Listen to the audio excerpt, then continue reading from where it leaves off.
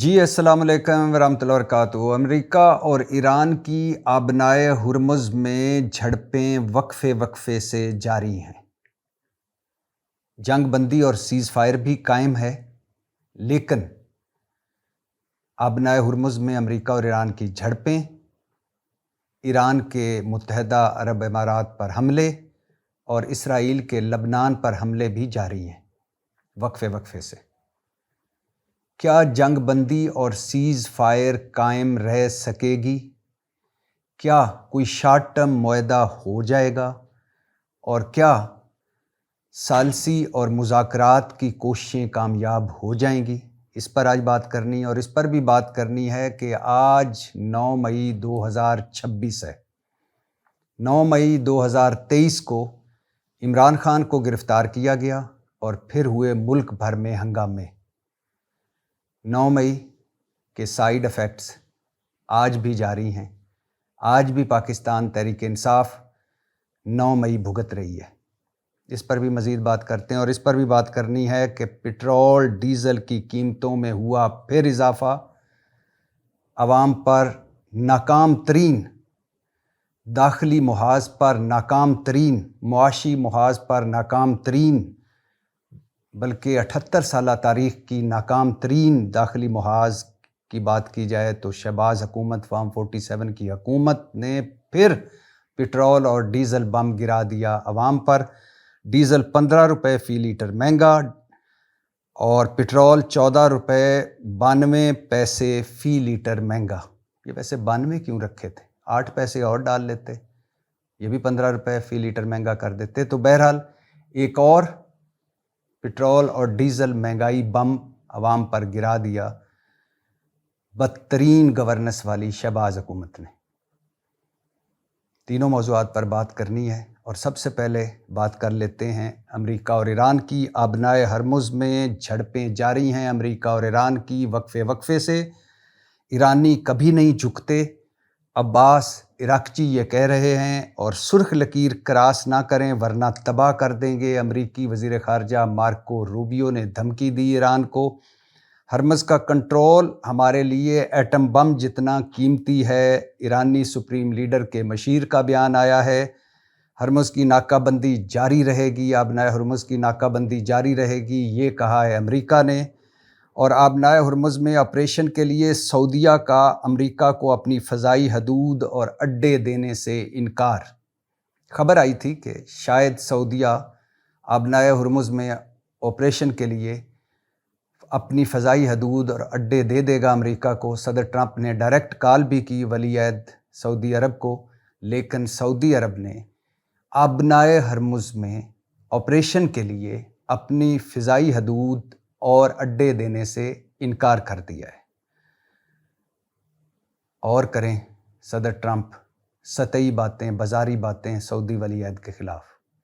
اور یہ بھی سنتے جائیے کہ ایرانی حملے اور ایرانی دھمکیاں UAE امریکہ اور اسرائیل کے اور قریب ہو گیا ہے، یہ عالمی میڈیا بتا رہا ہے۔ اور عالمی میڈیا ہی بتا رہا ہے کہ ایران کے تازہ ترین حملوں سے بچنے کے لیے UAE نے اسرائیلی فضائی دفاعی نظام آئرن ڈوم کا استعمال کیا۔ تو مشرق وسطیٰ میں جو ڈویژن ہے ملکوں کی، وہ بڑی واضح ہو گئی ہے، پہلے بھی بات کر چکا ہوں۔ عمان ایران کے ساتھ، سعودی عرب سائیڈ پر محتاط، جنگ کا حصہ نہیں بن رہا، بڑی شاندار حکمت عملی سعودی عرب کی۔ قطر فاصلے پر، UAE اسرائیل اور امریکہ کے ساتھ، اور باقی ممالک کویت بحرین حملوں کی تو زد میں ہیں، لیکن کوئی واضح انہوں نے موقف اختیار نہیں کیا۔ تو جنگ آج بند ہو جائے، اس وقت بند ہو جائے، مشرق وسطیٰ بدلا ہوا ملے گا، اور مشرق وسطیٰ کی ترجیحات، عرب ملکوں کی ترجیحات بالکل بدلی ہوئی آپ کو ملیں گی۔ تو اس وقت ایک طرف ثالثی کی کوششیں بھی جاری ہیں، پاکستان اپنی کوششیں جاری رکھے ہوئے ہے۔ صدر ٹرمپ کا دورہ چین بھی آ رہا ہے اگلے ہفتے، اور اس دورہ چین میں سر فہرست ایجنڈا ایران جنگ ہے۔ صدر ٹرمپ اس سے پہلے کوئی معاہدہ کر کے چین جانا چاہتے ہیں۔ امریکہ واقعی چاہتا ہے کہ کوئی معاہدہ ہو جائے۔ یہ علیحدہ بات ہے کہ اس معاہدے کی پاسداری امریکہ کرے گا یا نہیں کرے گا یہ کوئی گارنٹی نہیں دے سکتا. جنگ بندی ہونے کے بعد دوبارہ ایران پر حملہ آور ہو جائے گا امریکہ، یہ کوئی گارنٹی نہیں دے سکتا. لیکن ابھی امریکہ واقعی چاہتا ہے کہ اس جنگ سے نکلا جائے، اور اسی وجہ سے ابنائے ہرمز میں جھڑپوں کے باوجود جنگ بندی اور سیز فائر قائم رکھا ہوا ہے امریکہ نے. پوری دنیا متاثر ہے ابنائے ہرمز سے، ابنائے ہرمز کی بندش سے، اور باب المندب وہ بھی کسی وقت بند ہو سکتا ہے اگر حالات خراب ہوئے. دوسری طرف اسرائیل جو کبھی نہیں چاہتا کہ یہ جنگ بندی ہو، ایران اور امریکہ میں کوئی معاہدہ ہو، کیونکہ یہودی لابی پیچھے ہے، نیتن یاہو ان کے نمائندے ہیں. ٹرمپ تو ایک مورا بن گئے، بہلاوے میں آ گئے اور اس جنگ میں کود پڑے جس میں ان کی ہار یقینی تھی، کیونکہ ان کا ہدف کیا تھا؟ ایران سرنڈر کر جائے. ایران نے سرنڈر نہیں کرنا تھا. ایران میں رجیم چینج ہو جائے، وہ ہونا نہیں تھا. بغاوت ہو جائے ایران میں. ہاں، اگر یہ جنگ نہ ہوتی تو واقعی ایرانی لوگ بدترین معاشی صورتحال سے دوچار تھے اور وہ حکومت کے خلاف تھے. لیکن جو ہی حملہ کیا امریکہ اور اسرائیل نے، سارے اکٹھے ہو گئے ایرانی. تو اس وقت صدر ٹرمپ تو چاہتے ہیں کہ کوئی شارٹ ٹرم معاہدہ ہو، لیکن مسئلہ کیا ہے؟ ایران کا ایٹمی پلانٹ، ایران کی افزودہ یورینیم، آبنائے ہرمز، ایران پر جو پابندیاں لگی ہیں وہ، اور ایران کے منجمد اثاثے. تو دونوں طرف کی کوششیں جاری ہیں کہ جنگ بندی بھی قائم رہے، سیز فائر بھی قائم رہے اور کوئی معاہدہ بھی ہو جائے. ایک طرف یہ کوششیں ہو رہی ہیں، اور دوسری طرف آبنائے ہرمز کی ٹینشن ہر گزرتے لمحے کے ساتھ بڑھ رہی ہے، کیونکہ ہزاروں تیل اور گیس اور کھادوں اور باقی چیزوں سے بھرے جہاز پھنسے ہوئے ہیں. 22,000 کے قریب لوگ جو جہازوں پر ہیں وہ پھنسے ہوئے ہیں، اور صدر ٹرمپ تمام تر کوششوں کے باوجود 5 جہاز ابھی تک نکلوا سکیں آبنائے ہرمز سے. تو صورتحال سنگین ہے. خوشی اور اچھی بات یہ ہے کہ جنگ بندی قائم ہے، لیکن یہ کتنے عرصے تک قائم رہے گی اس کے بارے میں کچھ نہیں کہا جا سکتا. اور جب اس کے بارے میں کچھ نہیں کہا جا سکتا تو پتہ ہے کیوں نہیں کچھ کہا جا سکتا؟ کیونکہ صدر ٹرمپ سامنے ہے.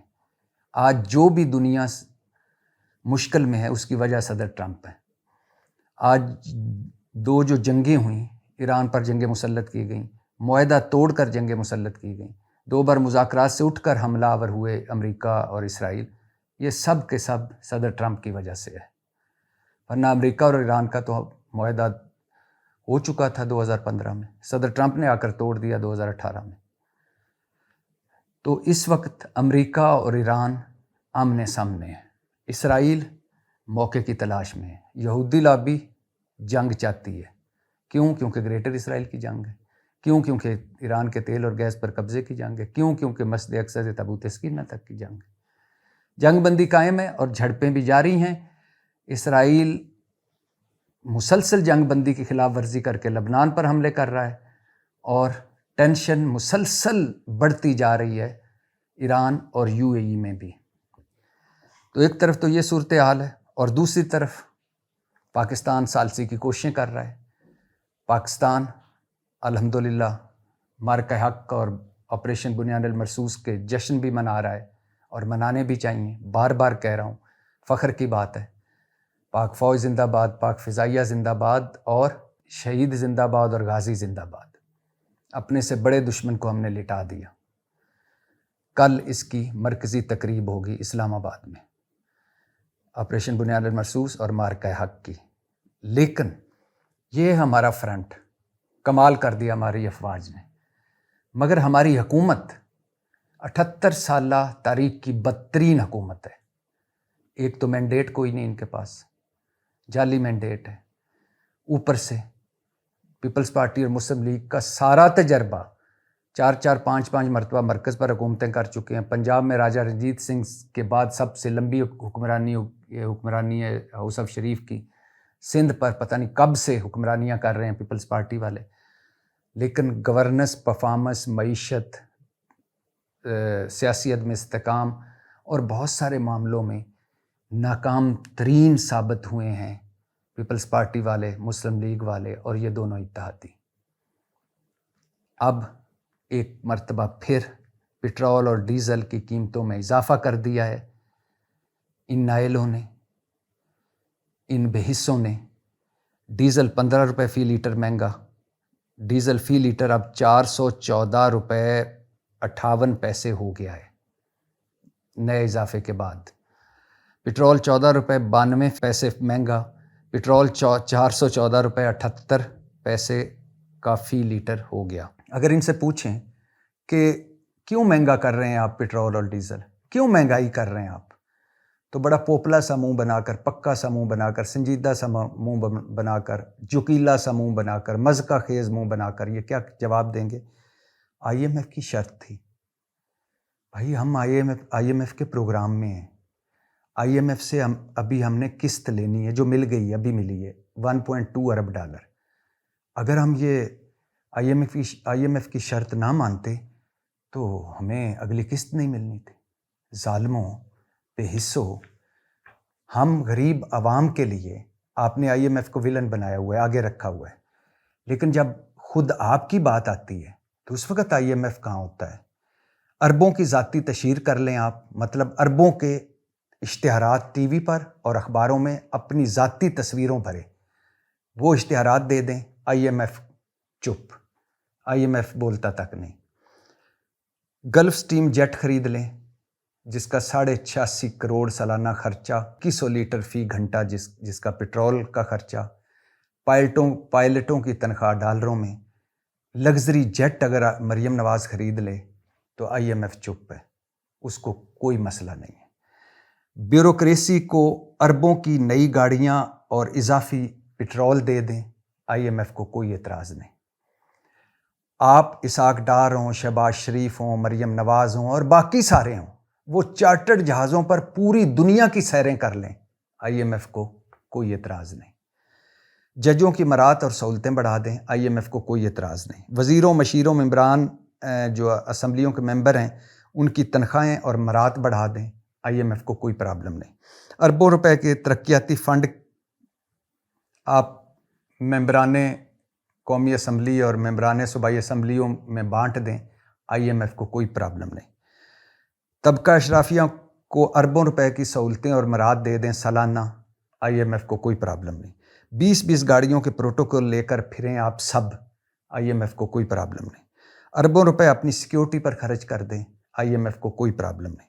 مفت بجلی، مفت پٹرول، مفت چیک اپس ملک میں بھی اور ملک سے باہر آپ انجوائے کریں، IMF کو کوئی پرابلم نہیں۔ ایوان صدر وزیر اعظم ہاؤس کا بجٹ بڑھا لیں، IMF کو کوئی پرابلم نہیں۔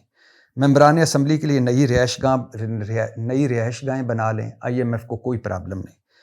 ابھی 104 فیملی سویٹس بن رہے ہیں اسلام آباد میں سینٹ اور قومی اسمبلی کے ممبران کے لیے، 500 ایئر کنڈیشن لگ رہے ہیں، 500 سرونٹس کوارٹر بن رہے ہیں، 1.25 ارب کے قریب خرچہ ہے، اس کا بھی IMF کو کوئی مسئلہ نہیں ہے، کوئی پرابلم نہیں ہے IMF کو پرابلم کہاں ہے جب ہم غریبوں پر بات آتی ہے؟ نہ بھائی نہ، آپ کو سبسڈی نہیں دے سکتے، ہم IMF کے پروگرام میں، ہم نے پٹرول اور ڈیزل مہنگا کرنا ہے، ہم IMF کے پروگرام میں، ہم نے کسانوں اور زراعت کو رول دینا ہے، ہم IMF کے پروگرام میں، ہم نے انڈسٹری کا بیڑا غرق کر دینا ہے، ہم IMF کے پروگرام میں، ہم نے ریئل اسٹیٹ کو تباہ و برباد کر دینا ہے، کیونکہ ہم IMF پروگرام میں، ہم نے 56 قسم کے ٹیکس لگا دینے ہیں، 15 ٹیکس تو بجلی کے بل میں لگا دینے، کیونکہ ہم IMF کے پروگرام میں ہیں۔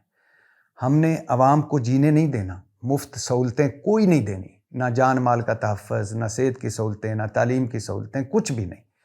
اور ہم بجلی بھی بڑھائیں گے، گیس بھی بڑھائیں گے، لوڈ شیڈنگ بھی کریں گے، ہاں البتہ IPPs ڈاکوؤں کے پیٹ ہم ضرور بھریں گے، کیونکہ ہم IMF کے پروگرام میں۔ لیکن جب بات اپنی آتی ہے، طبقہ اشرافیہ کی آتی ہے، 5% کی آتی ہے، اس وقت IMF غائب ہو جاتا ہے۔ بے حصوں اور ظالموں، مرنا نہیں تم لوگوں نے، اتنی مہنگائی، اتنی بے روزگاری، اتنی غربت، اتنا برا حال، لوگوں کا جینا مشکل ہو گیا ہے۔ خیر، تیسرے موضوع پہ چلتے ہیں، اور تیسرا موضوع ہے 9 مئی۔ آج 9 مئی 2026 ہے۔ 9 مئی 2023 کو عمران خان کو گرفتار کیا گیا اور اس کے بعد ملک بھر میں ہنگامے ہوئے۔ جو کچھ بھی ہوا 9 مئی 2023 کو وہ افسوسناک ہے، شرمناک ہے، سیاہ دن ہے، نہیں ہونا چاہیے تھا۔ عمران خان صاحب کی 2-3 غلطیاں جو ان سے کروائیں ان لوگوں نے جو مشکل وقت میں پہلی لمحے میں ہی پارٹی چھوڑ گئے۔ کیا غلطیاں کروائیں؟ قومی اسمبلی سے نکل جائیں تحریک عدم اعتماد کے بعد، اپنی دونوں پنجاب اور خیبر پختونخوا کی اسمبلیاں توڑ دیں اور اسٹیبلشمنٹ کے خلاف علم بغاوت بلند کر لیں، اور پھر نتیجہ 9 مئی۔ یہاں تک تو بات ٹھیک ہے، نہیں ہونا چاہیے، افسوسناک اور شرمناک۔ اس کے بعد صورتحال اور خراب ہوئی۔ 9 مئی کے سائیڈ افیکٹس آج بھی تحریک انصاف بھگت رہی ہے۔ کیسے؟ 9 مئی کے کیا سائیڈ افیکٹس ہوئے؟ عین الیکشن سے پہلے پاکستان تحریک انصاف سے بلہ چھین لیا گیا، پھر مینڈیٹ چھین لیا گیا، پھر مخصوص نشستیں چھین لی گئی، کارنر میٹنگ تک کی اجازت نہ ملی پاکستان تحریک انصاف کو الیکشن سے پہلے۔ ان کے کاغذات نامزدگی چھینے گئے، پھاڑے گئے، نااہل کیا گیا ان کے امیدواروں کو۔ اور پھر اس کے بعد جن جن لوگوں نے پریس کانفرنسیں کی، عمران خان اور تحریک انصاف کو چھوڑا، ان کا سب کچھ معاف، وہ پتلی گلی سے نکل گئے، حالانکہ ان کے بھی نام تھے 9 مئی کے مقدموں میں۔ اور پھر جو سیاست چھوڑ گئے ان کا بھی سب کچھ معاف۔ پاکستان تحریک انصاف توڑ دی گئی اور پھر ٹکڑے ٹکڑے کر دی گئی۔ عمران خان پر 250-300 مقدمے ہیں جن میں 98.9% جعلی ہیں۔ عمران خان کی اہلیہ اڈیالہ جیل میں ہے، عمران خان خود اڈیالہ جیل میں ہے، عمران خان کی بہنیں جیل کی سیریں کر چکی ہیں، اور بہت سارے لوگ رپوش ہیں، انڈر گراؤنڈ ہیں، سزائیں ہو چکی ہیں ان کو، اور بہت سارے جیلوں میں ہیں۔ اور 9 مئی کے بارے میں یعنی ایک سچ میں اس طرح جھوٹ میں لایا گیا کہ شاہ محمود قریشی بھی آج جیل میں ہے، جس کا نہ کوئی اسٹیبلشمنٹ اور تحریک انصاف کی اس وقت کی لڑائی سے کوئی تعلق تھا، جن کا نہ کوئی 9 مئی سے تعلق تھا۔ شاہ محمود قریشی اور پرویز الہی 2 واحد شخص تھے جو صلح صفائی کروا رہے تھے آپس تحریک انصاف اور اس وقت کے اسٹیبلشمنٹ میں، فائر بریگیڈ کا کام کر رہے تھے۔ دونوں نے بھگتا، 1 سال جیل بھگت کر آج بیمار گھر بیٹھا ہوا ہے، دوسرا ابھی تک جیل میں، جو 9 مئی والے دن کراچی میں اپنی بیمار اہلیہ کے پاس تھا۔ آج بھی تحریک انصاف کے کئی لوگ جیلوں میں، کئیوں کو سزائیں ہو چکی ہیں، اور 9 مئی کے ایسے مضحکہ خیز کیس چلائے گئے، ایسی مضحکہ خیز گواہیاں، ایسے مضحکہ خیز ٹرائل، ایسی مضحکہ خیز سزائیں کہ بندہ حیران رہ جاتا ہے۔ ایک شخص کو 30 سال کی سزائیں، اور یہ سزاؤں کا سلسلہ جاری ہے۔ ابھی GHQ حملہ کیس، اس کا فیصلہ نہیں ہوا، اور جو پہلے دن بتایا جاتا رہا کہ ہمارے پاس ثبوت موجود ہیں، عمران خان ماسٹر مائنڈ ہے، منصوبہ ساز ہے، اس کے بعد اس منصوبے اور ماسٹر مائنڈ کے امپلیمنٹ کرنے والے ہیں، اس کے بعد آگے فیلڈ کے لوگ ہیں، ہمارے پاس جیو فینسنگ ہے، موبائل ڈیٹا ہے، اور اینڈ پر نکلا کیا؟ 2 پولیس اہلکار، ایک 3 مختلف شہروں میں گواہیاں دے رہا تھا پولیس اہلکار کہ میں جس کمرے میں میٹنگ ہو رہی تھی اس میں صوفے کے پیچھے میں بیٹھا ہوا تھا۔ یعنی عمران خان کے زمان پارک کے گھر کے اندر جس کمرے میں میٹنگ ہو رہی تھی اس کے صوفے کے پیچھے وہ اہلکار بیٹھا ہوا تھا، اور کسی کو نظر نہیں آ رہا تھا، اور اس نے سب کچھ سن لیا۔ دوسرا، جہاں میٹنگ ہو رہی تھی میں ٹیبل کے نیچے گھسا ہوا تھا۔ اور فیصل آباد میں اور طرح کی گواہی، گجرانوالہ میں اور طرح کی گواہی، سرگودا میں اور طرح کی گواہی، اور پھر جس طرح مضحکہ خیز گواہیاں، اسی طرح مضحکہ خیز ٹرائل، اور اسی طرح مضحکہ خیز سزائیں۔ آج بھی پاکستان تحریک انصاف کے لیے 0 ٹالرنس ہے، اور ملک کی سب سے بڑی سیاسی جماعت دیوار سے لگی ہوئی ہے۔ اور آج بھی خواہش تو یہی ہے کہ اللہ نے پاکستان کو اتنی عزت دی ہے، اللہ نے بہت نوازا ہے پاکستان کو، اگر ہم داخلی سطح پر بیٹھ جائیں اور ایک سرخ لکیر کھینچ لیں اور پچھلا سارا کچھ معاف کر دیں تو آگے بہت شاندار مستقبل ہوگا۔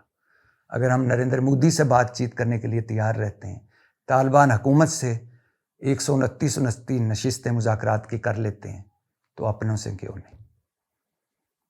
9 مئی 2023 اور آج 9 مئی 2026، دائروں کا سفر جاری ہے۔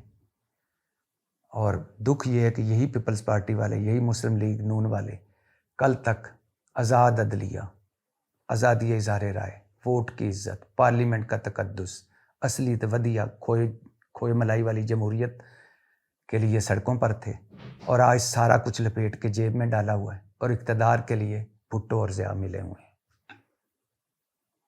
کبھی سوچا تھا آپ نے؟ بہت پہلے عمران خان کہا کرتا تھا کہ جب میں ان کے مقابلے میں آؤں گا نا، ان کا اقتدار خطرے میں پڑے گا، تو یہ آپس میں مل جائیں گے مسلم لیگ اور پیپلز پارٹی والے۔ کوئی مانتا ہی نہیں تھا، آج ملے ہوئے، مل کر اقتدار کے مزے لوٹ رہے ہیں۔ پاکستان زندہ باد۔